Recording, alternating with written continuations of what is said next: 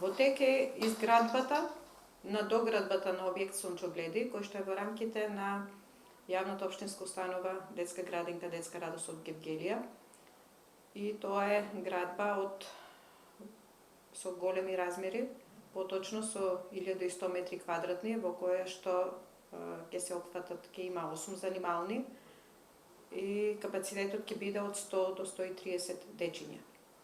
Сето ова е натовар на Министерството за труд и социјална политика, кои што имаат партнерски договор со општина Гевгелија, што значи дека изградбата треба да биде завршена од страна на Министерството за труд и социјална политика.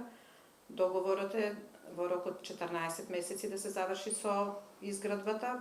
Почната е градбата во февруари месец, значи некаде на почетокот на 2024 година треба да се заврши со изградбата, со што потоа следува опремувањето на просториите внатре, кои што според договорот се на товар на општина Гевгелија.